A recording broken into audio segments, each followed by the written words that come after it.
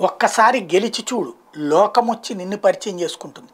ఒక్కసారి ఓడి చూడు, లోకానికి నువ్వు పరిచయం అవుతావు. నువ్వు వెళ్ళి అందరి దగ్గర మాట్లాడుకోవాల్సి వస్తుంది. ఇది పెద్దలు చెప్పే నానుడి. ఇప్పుడు ఉక్రెయిన్ పరిస్థితి అదే అయింది. ఇజ్రాయెల్ హమాస్ వార్ నడుస్తుంటే ప్రపంచ దేశాలన్నీ అటుకు షిఫ్ట్ అయిపోయినాయి. నాటో, EU, అమెరికా అందరూ, బ్రిటను, ఫ్రాన్సు అందరూ కూడా ఇజ్రాయెల్కి సహకరిస్తూ హమాస్ తీవ్రవాదులకు వ్యతిరేకంగా కథ నడుపుతూనే ఉన్నారు. మరోవైపు నా సాయం చేస్తూ మొట్టికాయలు వేస్తూనే ఉన్నారు. అయితే 2 ఏళ్ల నుండి రష్యా మీద యుద్ధం చేస్తున్నటువంటి ఉక్రెయిన్కి ఇప్పటికే సాయుధ ఆర్థిక సాయం ఆపేసినటువంటి వాళ్ళు ఏదో ఒక వంక పెట్టుకు సాగిస్తుంటే అమెరికా పార్లమెంట్ ఏమో $200 మిలియన్ మాత్రమే మొన్న బైడెన్ తన విచక్షణాధికారాలతో ఇచ్చే పరిస్థితి వచ్చింది. $69 బిలియన్ ఆపేసినటువంటి పరిస్థితి.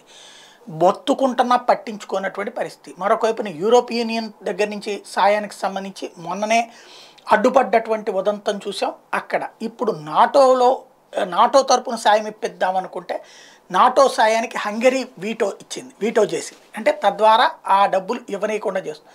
క్రమక్రమంగా ఏ డబ్బుల్ని నమ్ముకుని, ఏ ఆయుధాలని నమ్ముకుని, ఏ సాయాన్ని నమ్ముకుని యుద్ధానికి పాల్పడిందో ఉక్రెయిన్, ఇప్పుడు అది వరుస పెట్టి ఎదురు దెబ్బలు తింటోంది, తీవ్ర సంక్షోభంలో పడుతోంది.